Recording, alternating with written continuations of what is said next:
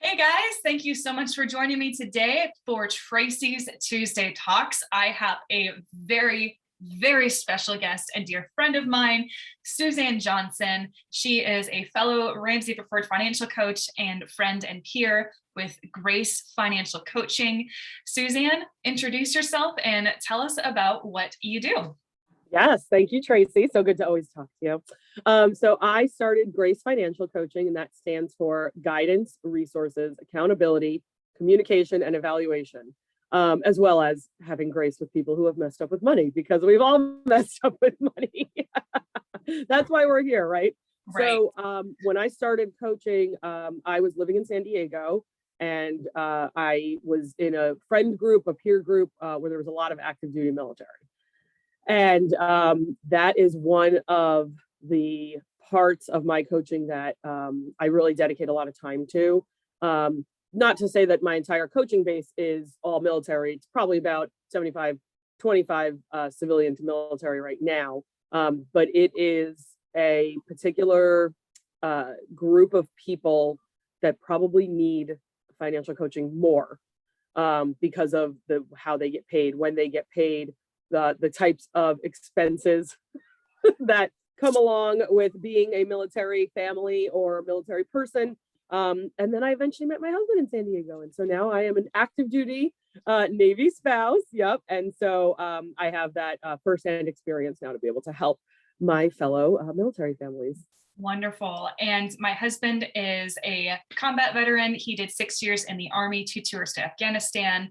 And we did all the stupid on steroids with money. And that brings us to our topic today, military and money. So Suzanne, thank you so much for being here today. I'm super pumped. What are some of the differences that you've seen in your clientele base that are how do civilian challenges with their money and military challenges with their money line up and compare and contrast? For civilians, I want you to just think about if I told you you had to pick up and move every 4 years. You had to pick up and move every 2 years. Think about all the costs that get associated with moving. And I'm not even talking about hiring a mover.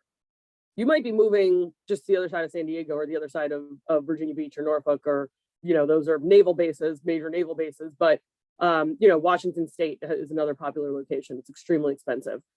But everything from exactly extremely expensive. Yeah. Oh God, I'm so glad we will never live there. Thank God.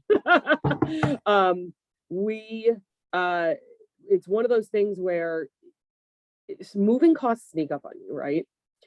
So if you've moved once or twice or 3 times in your life, you're like, oh my God, boxes, moving blankets, packing tape. And then once you get to the new place, curtains, curtain rods, storage for the bathroom, because this bathroom doesn't have as many shelves. So it's like all of those things that always add up and sneak up on you when you're moving. Imagine doing that every 2 to 4 to 6 to 8 years.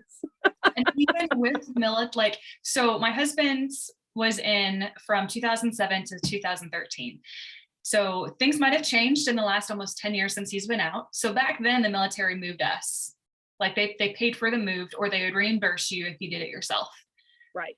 But there's still do they still do that, or is that they do, but there's a lot of stuff they don't cover. It's a misnomer. And I one of these days next time I see Dave Ramsey at our next coaching conference, I'm gonna bring this up to him, because it is a misnomer to assume that the military is covering every single piece of that move.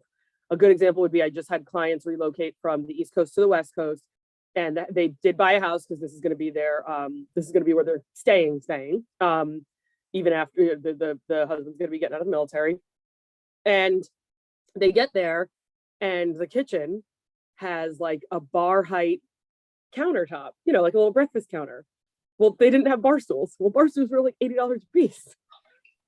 So I'm not saying that like a absolute necessity, but it's the little things that you think about when you get into a place, whether it's an apartment or a house, that you're like, I can't sleep. The light coming in is whatever exposure, and I need blackout curtains. And so yes, the military is covering the move itself, but I just want people to remember that like there's all those ancillary things that the military is not covering. So for military and military versus civilian, one of the things I make sure to focus on is I'm a big sinking fund person. What's So a for those, fund? yeah, so those who don't know, sinking funds, the best example I can give, the most straightforward example I usually give is picture a roof. So you own a house and you have a roof, and the day that you move into that house, the previous owners had just put a 20-year roof on that house. So you move in and you have a brand new 20-year roof on that house. Well, technically, you should take the cost of that roof, add a little bit to it, and divide it by 12 months times 20 years. And you should start saving up for your next 20-year roof on day one of your new 20-year roof. Mm-hmm. You don't pay cash for a 20-year roof by waiting until year 19 and then saying, holy crap, we got to fix this roof next year. Yeah. Yeah. You've got to sink money into that fund every single month over the course of those 20 years so that when you wake up on day one of year 21 and you've literally got holes in the roof, you've got the cash ready to go and we're not putting it on a credit card. Yes. Or worse, some of these contractor loans, which are starting to become popular again because of COVID and all that stuff and all the work that people did over the last 2 years. Yeah. So we want to make sure we're paying for that stuff ourselves. So sinking funds, everybody across the board needs an emergency fund. Everybody across the board needs a sinking fund so that they can purchase a new to them car in the next 5, 6, 7, 8 years, however many years are left on their car. Everyone needs a sinking fund for vacations because we want to pay cash for our vacations. We don't want to come home from vacation and have a big credit card bill. That's no fun. So one of the biggest sinking funds for military families that civilians just don't really have to pay attention to unless they move frequently for their jobs is that PCS or permanent change of station move. Because it's a misnomer that the military covers every single dollar of that move. Yes. It just doesn't happen at the end of the day. That's true. That's true. And one of the differences that I've run into a lot and that I've experienced personally is I know I'm going to get paid on the 1st. I know I'm going to get paid on the 15th. It's okay if I go a little bit negative in my checking account this week because I'm getting paid on Friday. Whereas in the civilian worlds, like, you can get fired. You can just up and quit. Yep. You could have your hours cut. The company can do layoffs. I mean, during COVID, I had a bunch of civilian clients experience furloughs where they would work 5 days one week and then 3 days the next week. And so they were getting paid the same, or 5 days one week, 4 days the next week, or every Friday off, and their weeks were cut from 5 days to 4 days. A lot of that happened during COVID, guys, and it's something that we need to be prepared for. That's why we have emergency funds for sure. But with the military, with a lot of the recent laws that have been passed, if the government shuts down, the military still gets paid now, whereas in years past they didn't. So, I remember that. I remember that. It was April of 2012. It was, let's see, January, February, March, April. It was April 30th, the last day of the month. We looked at my husband's LES, leave and earnings statement, basically his pay stub for what to see what he was going to get paid. And it said 0. I didn't have a job because a lot of places around military bases don't like to hire military spouses because they know that they're not going to be there long term. And it's expensive to have people come and go. We were in debt. We had no savings. Big fat zeros. I read my Facebook memories from that time and I'm just like cussing out the government. Yeah. And so luckily that changed probably, I think that was the last time it happened. Was that April? No, I feel like it happened again after 2015, but I'd have to go back and look. But since then it has changed. So now the military will still get paid 1st and 15th, 1st and 15th, 1st and 15th. And like you said, there are so many things that can happen in the civilian world that don't happen to the military. If you screw up in the military and you're going to get discharged, like dishonorably discharged, that's a long process. And you're most likely, I mean, unless you like assaulted someone and you're in the brig, that process is going to take a long time and you're going to be getting paid during that entire process. You will know I am separating the military. I screwed up. I am being dishonorably discharged. You will know the day that that's going to stop. You know what I mean? But in the civilian world, like you said, company ain't doing so well. Inflation's really bad right now. And while we're recording this, we can't pay these people as much as we used to. So we're going to 4-day work week. Yeah. Sorry, adjust your budget accordingly. Yeah. Yeah. Another difference that I noticed from living civilian world to when we were living the military world was predatory lending.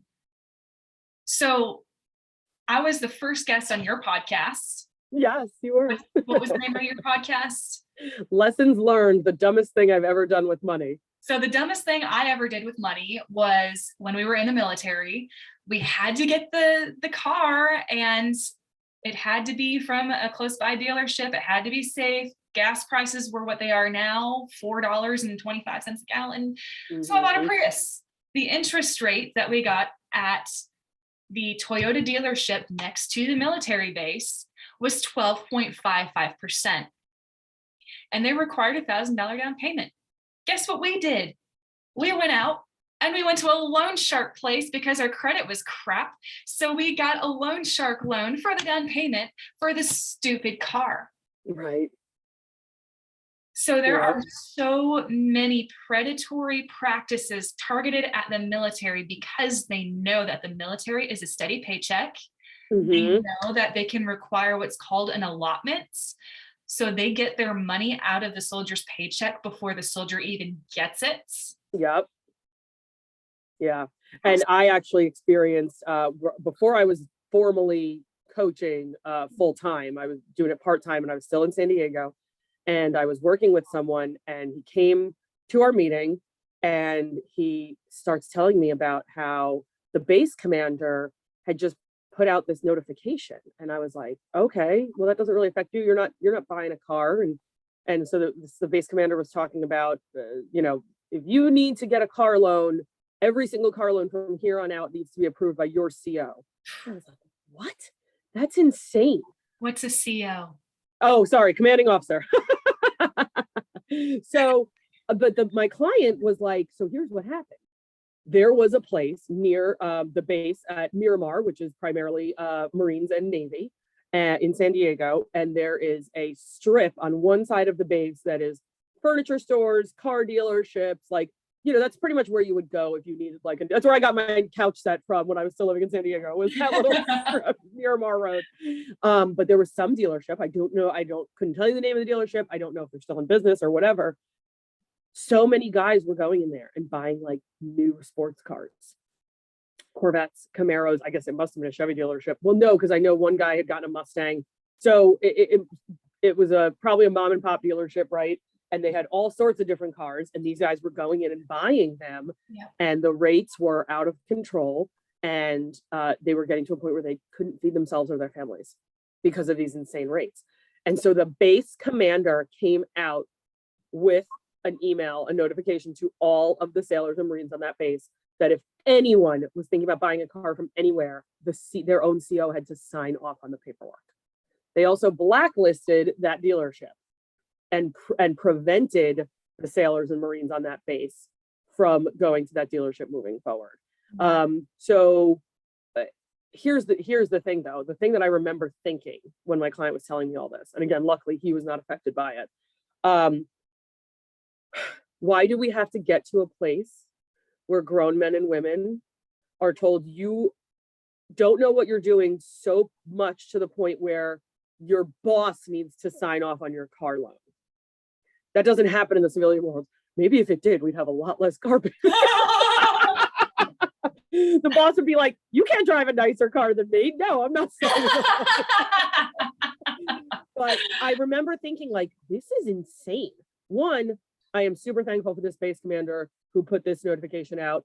But two, why on God's green earth did he have to do this in the first place? Right. That's embarrassing. That's really embarrassing that he even had to do that in the first place. Shame on the dealership for taking these guys for a ride. Shame on those guys, of course. Literally. But man, literally taking them for a ride. But man, the lack of training, of good training in the military when it comes to informing sailors, Marines, soldiers, everybody about their finances. It's still lacking today, for sure. So I remember, and I know this is kind of out of order a little bit, but goes right into it, the money classes that my husband was voluntold to attend. Not voluntold, he had to. Yeah, probably. I had the opportunity to attend some of his classes when he was transitioning out of the military. And I remember sitting in a money class thinking, yay, I'm going to learn something that's going to help us in our situation. It's going to be great. All they did was take out the proverbial baseball bat and be like, don't buy the stupid car with the stupid interest rate. Already did that. Don't go to this specific don't go to this specific place to get a loan if you need one. Check. That one too. And don't have a horrible, don't have so much debt that your debt to income ratio is way out of whack, because that can affect your security clearance. Okay, thank God that wasn't an issue. Praise God for that. But it was never, this is how you do a budget. This is why it's important to save money. This is how you actually manage your money well. So your time in the military, you can leave with something more than just the clothes off of your back.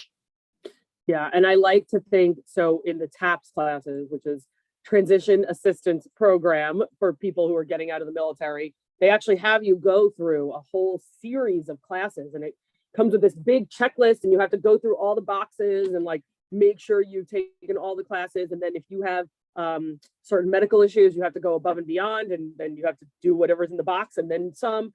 So it's a big process to get out of the military, and this is for enlisted, this is for officers, this is for everybody. So in those TAPS classes, I had a client who probably in 2017, luckily, I don't know, and I don't know if it got better after you guys got out, or this particular instructor was really good, this particular guy who was running this TAPS class, but he made all of them show up with budgets, with completely done budgets. Now, I don't know if he ever said, here's why you should do a budget, but part of their checking of that box was having to come to class with a completed budget. And it took 3 classes for everybody in the class to get a budget done. My client luckily walked in, showed him his cell phone. He said, there's my every dollar budget, and I'm done with this check mark. Yes. Yes. But a lot of these other guys, I remember him telling me, they are just this is going to take me forever. How do I do a budget? I've never done a budget before. And these people were getting out of the military. Now, they could have been getting out of the Navy with 4 or 6 years under their belt. Some of these guys were retiring from the Navy with 20 something years of service and had never done a budget. So this class isn't just it's not divided by, oh, you've only done 4 years. Oh, you've done 40 years.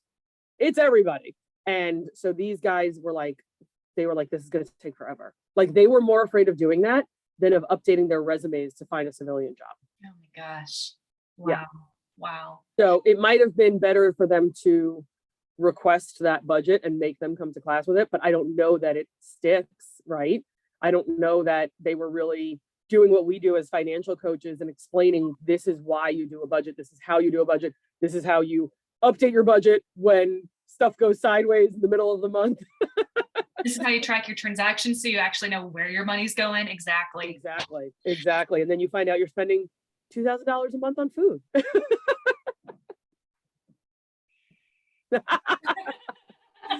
Food's always the worst. Food's always the worst. Don't lie to me. Don't lie to people watching this. When we are financial coaches, everyone underestimates what they are spending on groceries, and everyone underestimates what they are spending on eating out.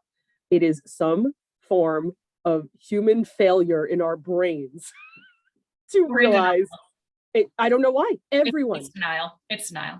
It's crazy. It's crazy. So it's people are oh, I probably spend, single clients, right?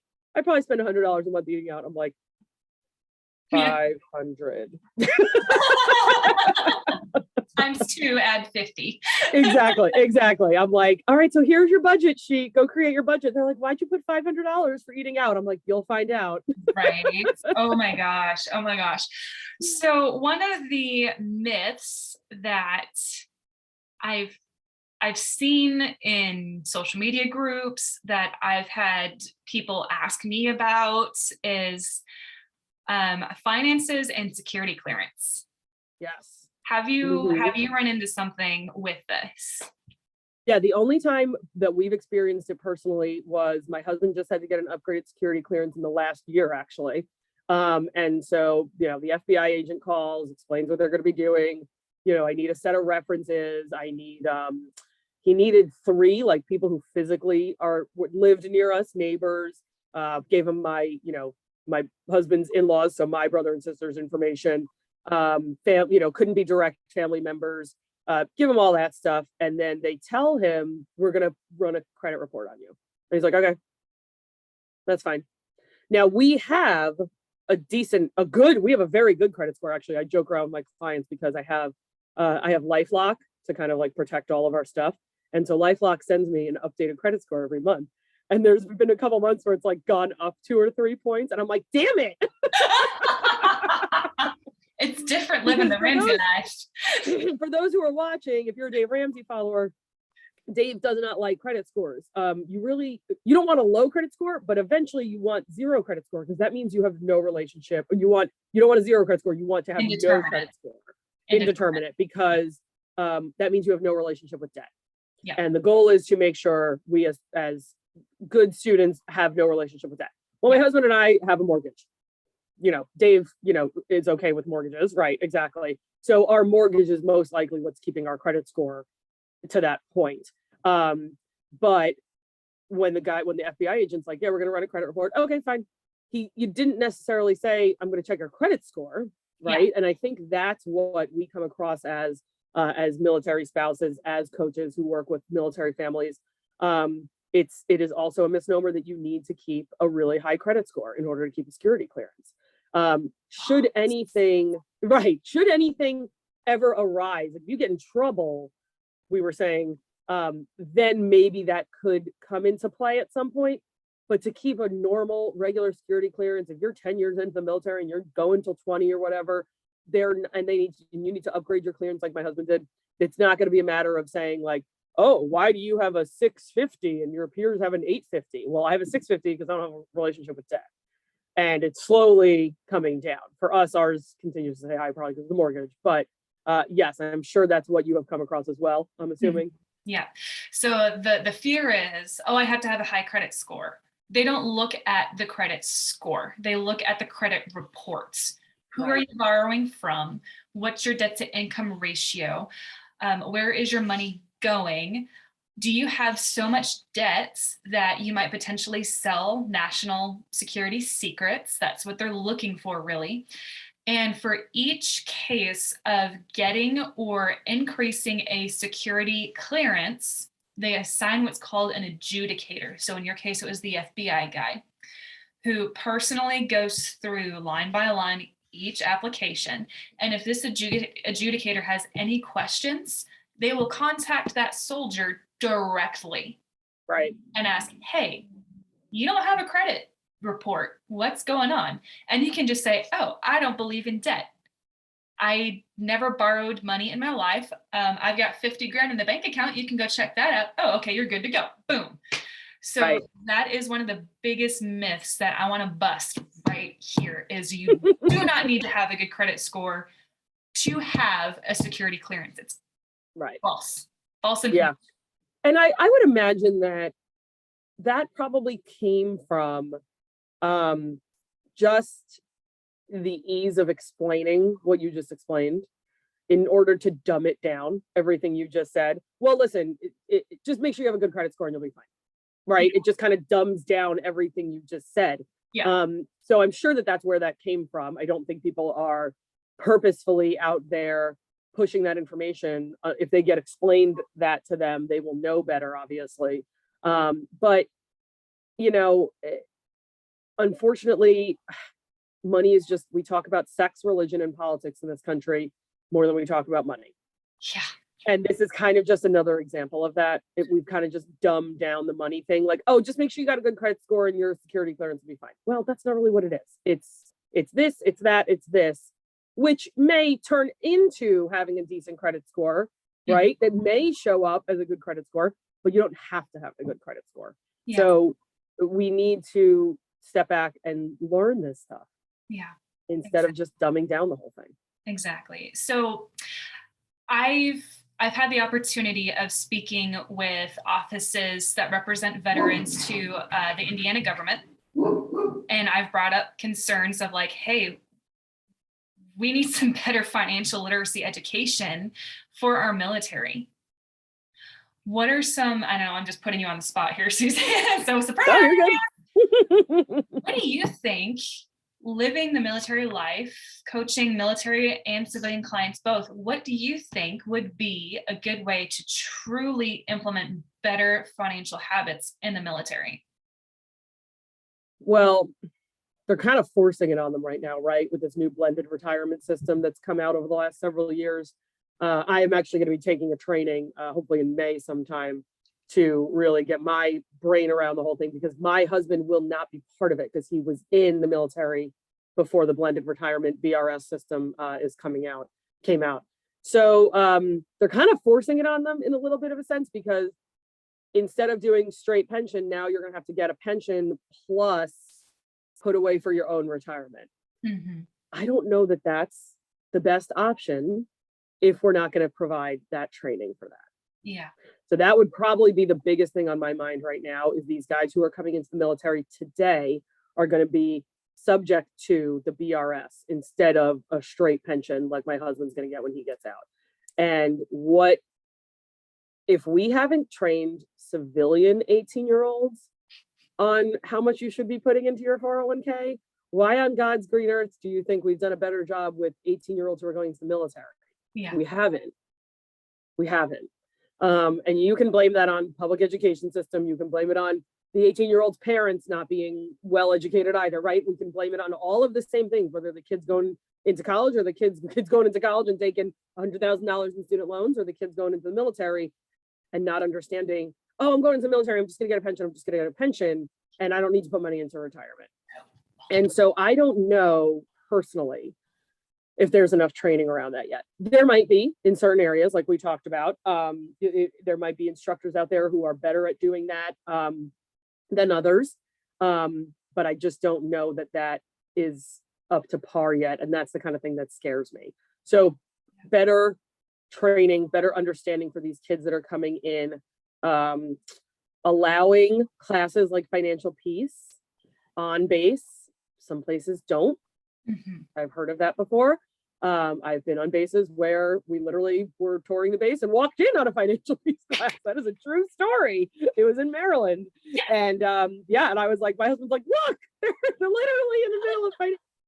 That guy. Right? I know, we're like looking in the window like this. We were such creepers. But so allowing those, the problem is if anybody has, and I'm sure you're running into this right now with the state, with military groups, if they're not open to outside advice, they shut the doors. Mm-hmm. And you will never be allowed to make an impact. I had a friend who worked for a major brokerage company, one of the big, Charles Schwab, Northwestern, Edward Jones type people. And she was invited to a base in San Diego to speak to some sailors there. And she was part of a panel. And she said the stuff that the military financial people were saying, she refused to go back and do the panel ever again. Because she's like, they're just, again, dumbing it down, and they're making it to a point where it's like, this is what you have to do, just do it. It is what it is, and not explaining why. And she wouldn't participate in it ever again. So there's definitely a lack of the training, and that goes for everything across the board right now. And so I really, really, really hope that the military gets to a place one day where they allow outside people to impart knowledge on these soldiers and sailors. Yeah, I agree. I agree so much. I recommended to this person that while the soldiers have to go through required classes, that personal finance be one of them. Yeah. Right. Whether or not they retain the information, because they're also getting hammered with so much other information. Yeah. I literally, we got the mail yesterday and I had 3 letters and I'm so sad that I shredded them already because I would have been able to show everybody. But when you use a VA loan, if you don't use the whole, and like there are people who will go back and forth and say, oh, you shouldn't use a VA loan. Oh, you should have done conventional. Just, you have to do your homework. You have to educate yourself and you have to decide in whatever climate we're in, is the conventional loan better or is the VA loan better? Yeah. Sometimes the conventional loan is going to be better and sometimes the VA loan is going to be better. It just depends on the, the economic climate at that time. And really what you qualify for. Yeah. So just yesterday in the mail, we got 3 VA loan offers. And what these letters say is you're eligible, and I'm going to make these numbers up because I don't even read them anymore. I literally just throw them in the shredder. You're eligible for a $500,000 VA loan. You're only using X number of thousands of dollars. So you have all this other money over here that we could lend you. And is your house worth that much? Right. Oh my God. Well, right now, the house across the street from us is about to sell for a lot of freaking money, which means my taxes are about to go up. But it's a whole other discussion. But what that means is the military person can borrow against this loan up to that amount that they are qualified for, that $500,000 that we're qualified for, or whatever the heck the number is. And they're getting bombarded with this on a daily basis. Yeah. Every single day. So that goes back to what you were saying with the predatory lending. It doesn't stop at bad car dealerships. Yeah. It's literally coming from mortgage companies who work with the government, and in order to expand the money that they have coming in, they send these letters out constantly to people to get them to take further loans against their VA benefits. Yeah. Yeah. So what's going to happen when the housing market stabilizes? Right.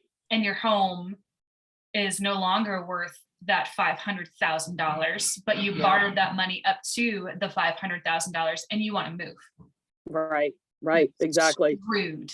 You're totally screwed. Right. It's the civilian equivalent of borrowing against your 401k and then leaving your job and finding out you owe your 401k $60,000 in the next 60 days or $30,000 in the next 60 days.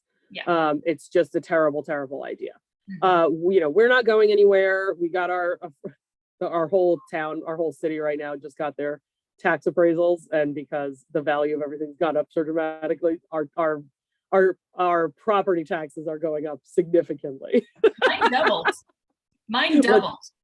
Oh my gosh. So here's the thing though, last year they were only 296 or something like that dollars for the entire year. So this year it's $551. Ours is in the thousands. Yeah. Ours is in the thousands. It's not what my parents paid when I was growing up in New York. Yeah. Which was in the 5 figures. My husband still tells that story to this day. He had no idea property taxes could be $15,000, $16,000 a year. Yep. Which some people in different parts of the country is another mortgage. Yeah. It's another mortgage. $1,000 a month, $1,200 a month is another mortgage. So yeah, exactly. Move to Southern Indiana. I know, right? So our property taxes are definitely going to be going up based on the assessment we got. The house was assessed at 85 grand more than we paid for it 2 years ago. Wow. So just real quick, since we went on the rabbit trail of property tax. Yes. Guys, watch last week's Tracy's Tuesday Talks with Stephen Crane. When you go to get your disability rate increased, if you qualify for 100% P&T, you no longer have to pay property taxes, period. Yes. In most states.